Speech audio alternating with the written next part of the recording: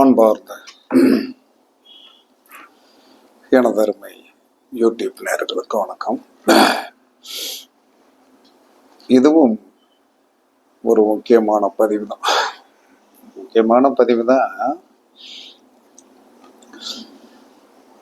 ஜோதிட சாஸ்திரத்துல 12 கட்டங்கள்ல 2 கட்டங்கள், மற்ற கட்டங்களை பூரா நம்ம இயக்கலாம். ஒரு 10 கட்டத்தை நம்ம இயக்கிடலாம். ஆனால் ஒரு 2 கட்டத்தை தெய்வத்திடம் போய் பிச்சை எடுத்துத்தான் நீங்கள் அந்த கட்டத்தை செயல்படுத்த முடியும். தெய்வத்திட்ட போய் பிச்சை எடுக்கணும். எனக்கு இந்த கட்டத்தை செயல்படுத்து, நான் கஷ்டப்படுகிறேன் அப்படின்னு சொல்லி தெய்வத்திடம் போய் பிச்சை அப்படிங்கிறத என்ன சொல்றான்னா பெக் பண்ணணும். அப்படி ஜோதிட சாஸ்திரத்துல அந்த 2 கட்டங்கள் என்ன அப்படின்னு உங்களுக்கு தெரியுமா? ரிஷபமும் கடகம் தான். பெரும்பாலான ரிஷப லக்கணத்தில் போய் பிறந்தவர்கள் வாழ்க்கையில் ஏதாவது ஒரு விதத்தில் தோற்றிருப்பார்கள். கடக லக்கணத்தில் போய் பிறந்தவர்கள் ஏதாவது ஒரு செயல்பாட்டில் அவர்களுக்கு ஒரு தொய்வு இருந்து கொண்டே இருக்கும். ஏன்னா கடகத்தில் சந்திரன் ஆட்சி, ரிஷபத்தில் உச்சம். அப்ப இவர்கள் நீங்கள் பெரும்பாலான ஒரு ஆதிபத்தியம் உடைய இந்த லக்கணக்காரர்களை முதல் லக்கணத்தை பார்ப்போம். இந்த லக்கணக்காரர்கள் எனக்கு தெரிந்து பார்க்கும் பொழுது ரிஷப லக்கணத்தில் போய் பிறந்தவர்கள் பெரும்பாலும் யாரும் என்ன சொன்னான்னா ஒரு விசேஷமா இல்லை. ஆனால் ஜோதிடத்துல என்ன சொல்லியிருக்கான்னா ரிஷபத்தை அதிர்ஷ்ட பாவம்னு சொல்லியிருக்கான், விருச்சிகத்தை துரதிஷ்ட பாவம்னு சொல்லியிருக்கான். அப்ப முன்னோர்கள் சொன்னது தப்பாகாது. ரிஷபத்தை அதிர்ஷ்ட பாவம் சொல்லியிருக்கான். அப்ப அந்த ரிஷபத்தை அதிர்ஷ்ட பாவம் சொல்லியிருக்கும் போது ஏன் அந்த ரிஷப லக்கணத்துல போய் பிறந்தவங்க ரிஷபம் எந்த கட்டமாக வருகிறதோ அந்த கட்டத்துல ஒருத்தருக்கு ஒரு சங்கடம் இருந்துகிட்டே இருக்கும். கடகம் எந்த கட்டமாக வருகிறதோ அந்த கட்டம் உங்களுக்கு ஒரு சங்கடமாவே இருக்கும். எனக்கு தெரிந்து ஒரு கன்னி லக்கணத்தில் போய் பிறந்த கன்னி லக்கணம், அந்த கன்னி லக்கணத்திற்கு 11 கூடையவன் யார்? கடகம். கன்னி லக்கணத்திற்கு என்ன சொன்ன 9 கூடையவன் யார்? ரிஷபம். தாயும் தகப்பனும் இருந்து தனக்கு மூத்த சகோதரி இருந்து திருமணத்திற்கு பெண் தாய் தகப்பெண் உறவில் அதிகமான ஒரு 10 கிலோமீட்டர் டிஸ்டன்ஸுக்குள்ள இருந்து அப்பாவும் பிள்ளையும் போய் அப்பா இந்த வீட்டுல அப்பா அம்மா இந்த வீட்டுல இவங்க இந்த பொண்ணு வீட்டுல தங்க மாட்டாரு, பொண்ணு அவங்க வீட்டுலயும் தங்காது. அங்க போய் சாப்பாடு வாங்கி சாப்பிட்டு வரக்கூடிய ஒரு லவிம்பாங்க. கிராமத்துல லவி இல்லை அப்படிம்பாங்க. அதே சமயத்தில் உடன் பிறந்த மூத்த சகோதரி ஒரு 10 கிலோமீட்டர் தூரத்தில் இருக்குது. இன்று வரை பேச்சுவார்த்தை கிடையாது. ஏனென்று சொன்னால் கன்னி லக்கணத்தில் பிறந்த இந்த பெண் உயர்ந்த லெவலுக்கு வந்துட்டான். எப்படி அப்படின்னா கணவன் வீட்டுக்கு வந்த பிறகு ஒரு யோகம் வந்துருச்சு, அவ்வளவுதான். 3 பிள்ளைகளை பத்துச்சு, 3 பிள்ளைகளை நல்லா படிக்க வச்சுச்சு. 3 பிள்ளைகளை எல்லாரும் மூக்கில் விரைவில் வைத்து பார்க்கின்ற அளவுக்கு அவர்களுடைய வர்க்கத்தில் பிறந்தவர்கள் குழந்தைகளை விட இவர் இது பெற்ற குழந்தையை உயரத்திற்கு கொண்டு வந்து விட்டது. அப்ப எல்லாத்துக்கும் ஒரு பொறாமை, இயற்கையா ஒரு பொறாமை வரும். நீங்க எய்ம் பண்ணதை என்ன சொன்னா நடத்த முடியல, ஆனா இவங்க எய்ம் பண்ணதை நடத்திட்டு போயிட்டாங்க. ஆனா 2 பேரும் ஆசைப்பட்டது ஒரே கல்வி, 2 பேர் வீட்லயும் ஒரே ஆசை கிடைக்கட்டும். ஒருத்தர் வீட்டுக்கு கிடைக்குது, ஒருத்தர் வீட்டுக்கு கிடைக்கல. அப்ப என்ன செய்வாங்க? பொறாமை வந்து விட்டது, மனஸ்தாபங்கள் வந்து விட்டது, பிரச்சனை வந்து விட்டுச்சு. பிரச்சனைன்னா அதாவது பிடிக்கலைன்னா வந்து எது செஞ்சாலும் குற்றமாயிரும். அப்ப நீங்கள் யாராக இருந்தாலும் நீங்க நல்லா யோசனை பண்ணி பாருங்க. உங்களுடைய 12 கட்டத்தில் வந்து ரிஷபத்திலையும் கடகத்திலையும் ஒரு பிரச்சனை இருக்கும். இப்ப நானே இருக்கேன் அப்படின்னா வந்து எனக்கு வந்து ரிஷபம் ஒரு கட்டமாக வரும்ல, கடகம் ஒரு கட்டமாக வரும்ல. அதில் வந்து என்ன சொல்லலாம்னா போராட்டம் இருக்கிறது, போராட்டம். ஆனா ஜெயிக்கிறது வந்து என்ன சொல்லலாம்னா நம்ம போராடி ஜெயிக்கிறோம். அது வந்து நம்மளுடைய சுய முயற்சி. தெய்வத்தால் ஆகாதனும் முயற்சி தன்மை வெறுத்த கூலி தரும் அப்படிங்கிற கருத்தை வந்து என்ன சொல்லணும், தெய்வம் உனால முடியலையா போ, அவ்வளவுதான், நாங்க உன்னை நம்புறோம், பட் என்ன சொல்றான்னா எங்களை நீ கைவிட்டு விட்டாய் என்று சொன்னால் தெய்வத்தால் ஆகாதனும் முயற்சி தன் மெய்வருத்த கூலி தரும் அப்படிங்கிற வள்ளுவன் சொன்ன வாக்கை நாங்கள் பிடித்து விடுவோம் அப்படின்னு சொல்லிட்டு தெய்வத்தையே வந்து என்ன சொன்னா கை நீட்டி பேசுற அளவுக்கு போயிட வேண்டிதான். அப்ப இந்த பாவத்தில் வந்து கிரகம் இருந்தால் அதான் பெரிய கொடுமை. கிரகம் இல்லைன்னா பிரச்சனை கிடையாது, கிரகம் இல்லைன்னா பிரச்சனை இல்லை. ஆனால் கிரகம் இருந்தால் அந்த கிரகத்தை இயக்குவதற்கு நீங்கள் யாசகம் எடுக்க வேண்டும். யாசகம்னா என்னது? கௌரவமா சொன்னா யாசகம், ஓப்பனா வந்து கிராமத்து பாணியில சொன்னா பிச்சை எடுக்கணும் அப்படின்ட்டான். இது உண்மையானா 100% உண்மை. ஆனால் இந்த லக்கணத்தில் போய் பிறந்தவர்கள், கடக லக்கணத்தில் போய் பிறந்தவர்களாக இருந்தாலும் சரிதான், ரிஷப லக்கணத்தில் போய் பிறந்தாலும் வெளிப்பார்வைக்கு கௌரவ தோற்றத்தோடு இருப்பார்கள். கௌரவம்னா வந்து என்ன சொல்லனா மிசைல மண்ணு விட்டாம இருப்பாங்க. ஆனால் இந்த உள் மனசு யாசகத்தை எதிர்நோக்கி இருக்கும்ட்டான். எவ்வளவு அற்புதமாக நம்மளுடைய முன்னோர்கள் இதை சொல்லி வைத்திருக்கிறார் என்பதை பார்க்கும் போது எனக்கே வந்து மனசு வந்து ரொம்ப அப்படியே வந்து ஒரு ஒரு இவ்வளவு தூரத்திற்கு ஜோதிடத்துக்குள்ள இருக்கிறது.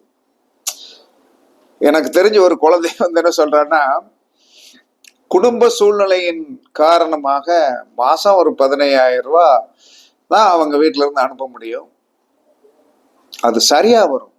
ஆனால் கொஞ்சம் அகலக்கால் வச்சு ஒரு ஆர்டர் பண்ணி சாப்பிட்றதோ போக்குவரத்து பண்ணி சாப்பிட்றதோ அப்படிங்கும்போது கொஞ்சம் ஒரு சின்ன கட்டில் மாதிரி தான், அதுல எங்கிட்டு பிறண்டாம்னாலும் விழுந்துருவோம், அங்கிட்டு பிற அப்படியே இருக்கணும் அப்படிங்கிற ஒரு சூழ்நிலை.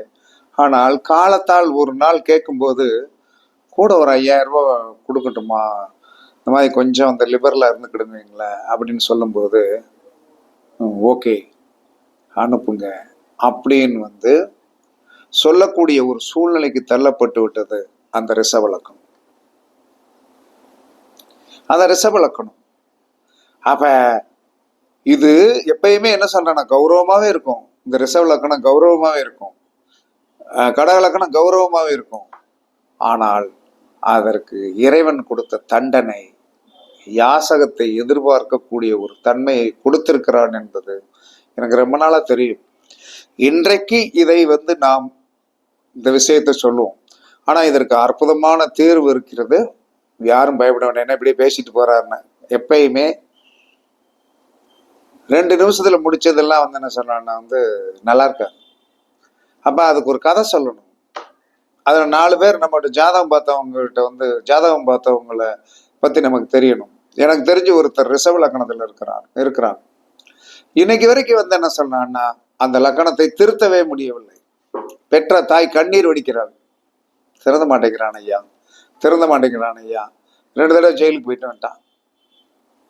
எப்படி இருக்கும் தாய்க்கு? இப்படி இருக்கும். அப்ப அவர்களுக்கும் இன்று தீர்வு கிடைத்து விடும், உங்களுக்கும் தீர்வு கிடைச்சு. ரிஷப லக்கணத்திலையும் கடக லக்கணத்திலையும் யார் பிறந்தாலும் இன்னைக்கு உங்களுக்கு தீர்வு கிடைச்சிடும். கடவுளிடம் போய் யாசகம் பண்ணணும். யாசகம் என்பது கடவுள்கிட்ட எங்க கோவிலில் பிரசாதம் கொடுக்கப்படுகிறதோ, பிரசாதம் என்பது நெற்றியில் பூசுகின்ற பிரசாதமாக இருந்தாலும் சரிதான், இத்தனைக்கான பூ தலையில வைக்கிறது கொடுத்தாலும் சரிதான், இத்தனைக்கான பூ வந்து உங்களுக்கு வந்து என்ன சொன்னா திருநீர் கொடுத்தாலும் சரிதான், அதுதான் நம்ம கை நீட்டி வாங்குறோம் இல்லையா, அதுதான் யாசகம். அவர் கொடுக்கிறார், நம்ம வாங்குகிறோம். நம்ம வந்து இதுக்கு முன்னாடி வந்து என்ன சொன்னா திருநீறு கிடைச்சாலும் சரி கிடைக்காட்டாலும் சரி, குங்குமம் கிடைச்சாலும் சரி கிடைக்காட்டும் சரி, மாலை கிடைச்சாலும் சரி கிடைக்காட்டும் சரி, இத்தனைக்கான பூ கிடைச்சாலும் கிடைக்காட்டும் சரி, சாமியை கும்பிட்டாச்சு போடா போவா அப்படின்னு சொல்லிடுவோம். ஆனால் எந்த கிழமையில் கோயிலுக்கு போக வேண்டும் என்ற விதி இருக்கிறது. இந்த மாதிரி ரிஷப லக்கணத்திலேயே கடகலக்கணத்திலேயே போய் பிறந்தவர்கள் திங்கட்கிழமை கோவிலுக்கு போய் உங்களால் முடிஞ்ச கைங்கரியத்தை செய்துவிட்டு அங்கிருந்து என்ன சொன்னா யாசகம் வாங்கிட்டு வந்துருங்க. துண்ணூறு கொடுத்தா வாங்க, குங்குமம் கொடுத்தா வாங்க, மாலை மட்டும் வாங்காதீங்க, இத்தனைக்கான பூ கொடுங்கன்னு வாங்குங்க. வாங்கிட்டு என்ன சொன்னா எந்த தெய்வமாக இருந்தாலும் சரிதான், பெண் தெய்வமாக இருந்தாலும் சரிதான், ஆண் தெய்வம் எப்பயுமே கோயில்ல ஒரு பெண் தெய்வம் இருக்கும், இல்லைன்னா சந்திர பகவான் கண்டிப்பா இருப்பார். அப்ப சூரியனும் சந்திரனும் என்ன சொன்னா அடுத்தடுத்து இருப்பாங்க. அப்ப அங்க போய் என்ன சொன்னானே தெரியுக்கான நெய், அந்த விளக்கு எரியுதுல நெய் விட்டு அது பாதத்துல தெரியுக்கான பூ வச்சுட்டு என்ன சொல்றான்னா அந்த பாதத்துல ஏதாவது பூ இருந்ததுன்னா எடுத்துட்டு வந்துருங்க. ஒரு சின்ன கிளிய செட்டி இருந்தாலும் எடுத்து விட்டு வந்து விடுங்கள். ஏன்னா அவர்கிட்ட இருக்கிறத நம்ம தூக்கிட்டு வந்து அது யாசகம் தானே. அப்ப திங்கட்கிழமை ரிஷபலக்கணத்தில் போய் பிறந்தவர்களும் கடகலக்கணத்தில் போய் பிறந்தவர்களும் ஏதாவது அம்மன் கோயிலுக்கு பிறக்க போகலாம், அல்லது உங்க ஊர்ல இருக்கிற கோவில் எந்த கோவில்னாலும் வாரத்தில் போய்விடுங்கள். இது ரிஷபலக்கணம் கடகலக்கணத்துல பிறந்தவர்களுக்கு மட்டும்தானா? இல்ல, எல்லாருக்கும் 2 கட்டம் இருக்கு இல்லையா? எல்லாருக்கும் 2 கட்டம் இருக்கு இல்லையா? அந்த 2 கட்டம் உங்களுக்கு என்ன ஆதிபத்தியம் வருதோ அதுல என்ன சொன்னாலும் நீங்க யாசகம் வாங்குற லெவலில் தான் இன்னைக்கு வரைக்கும் இருந்திருப்பீங்க. ஆனா வெளியே சொல்லாம இருந்திருப்பீங்க. இப்ப உங்களுக்கு தெரிஞ்சு போச்சு. அப்ப அந்த கட்டங்கள் வேலை செய்ய வேண்டும் என்று சொன்னால் நீங்கள் கண்டிப்பாக என்ன சொன்ன திங்கட்கிழமை கோயிலுக்கு போயிட்டு அந்த 2 கட்டங்களையும் வேலை செய்வதற்குண்டான ஆதிபத்தியம் தன்மைகள் உங்களுக்கு கிடைச்சிடும். அங்கே கிடைக்கிறத கொண்டாந்து இத்தனைக்கான திருநெல் அப்படியே தூக்கி அங்கே கல்ல போட்டாதீங்க, குங்குமம் கிடைச்சாலும் அங்கே கல்ல போட்டு வந்துடாதீங்க.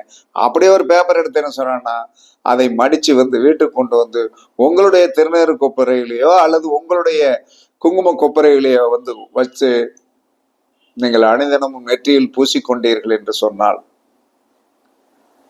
அனுதினமும் நெற்றியில் பூசிக்கொண்டீர்கள் என்று சொன்னால் இந்த கடகபாவும் ரிஷபபாவமும் உங்களுக்கு வேலை செய்யும். ஏன்னா இது தெய்வ ராசிகள். இதுக்கு தெய்வ ராசிகள், தெய்வத்தால் தான் இந்த கட்டத்தில் இருக்கின்ற கிரகங்கள் இருந்தால் கண்டிப்பாக என்ன சொல்றான்னா கண்டிப்பாக என்ன சொன்னா தெய்வத்தால் தான் இந்த பாவத்தை உங்களுக்கு வளர்ச்சிக்கு கொண்டு போக முடியும். 1 பாயிண்ட். அதுக்கடுத்து ரிஷபத்துக்குண்டான சந்திரனோ, ரிஷபத்திற்குண்டான சுக்கிரனோ, கடகத்துக்குண்டான சந்திரனோ சுவர் பார்வையோடு இருந்து விட்டால் அது ரொம்ப கொடுமைன்ட்டான்.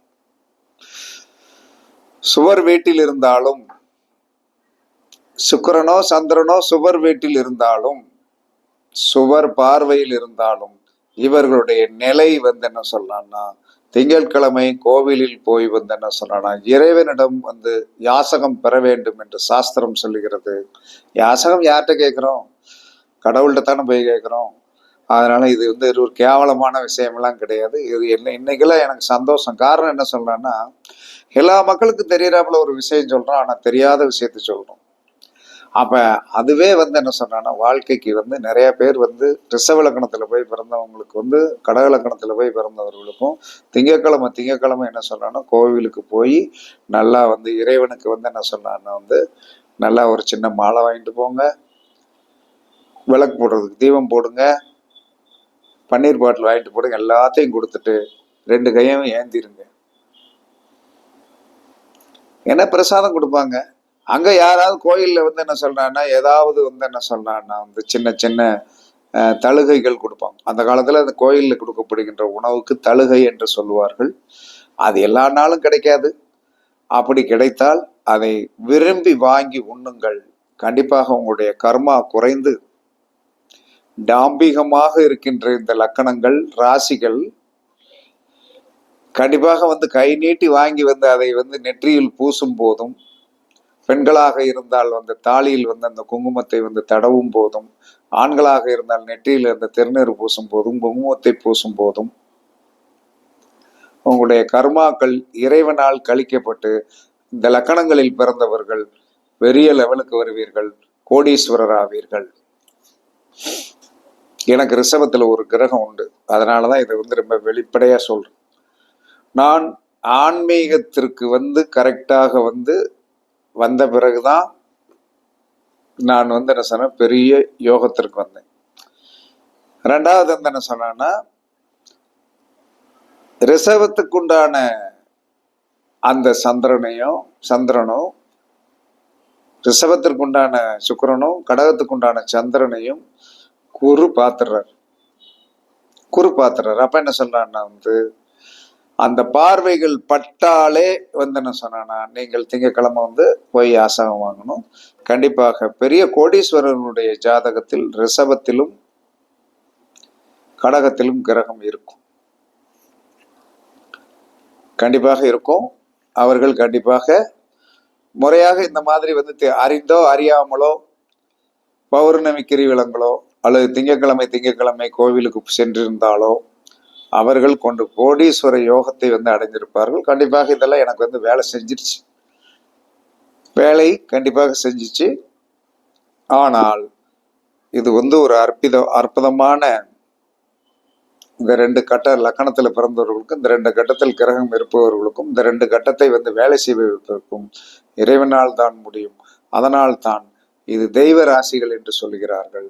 தெய்வ ராசிகளில் பிறந்தவர்கள் யோகசாலிகள் தான், ஆனால் தரித்திரமாக இருப்பார்கள். அதற்கு ரெமெடி திங்கட்கிழமை இறைவனின் ஆலயத்திற்கு சென்று சிறப்பாக வழிபாடு செய்து நீங்கள் அங்கே கொடுக்கின்றதை ரொம்ப பணிவுடன் அந்த பிரசாதத்தை வாங்கி உங்களுடைய நெற்றியில் பூசிக்கொண்டு வாருங்கள். கண்டிப்பாக உங்களுக்கு அது தெய்வ ராசி தான். அந்த தெய்வ ராசி உங்களுக்கு வேலை செய்யும் என்று கூறி உங்களிடமிருந்து விடைபெறுவது சிப்பிப்பாறை ஜோதிடர் சாதி ராகவன் ஜெயபாலாஜி. சுகமே சூழ்க, சுகமே சூழ்க. வாழ்க வளமுடன், வாழ்க வளமுடன். வணக்கம், வணக்கம், வணக்கம், வணக்கம், வணக்கம்.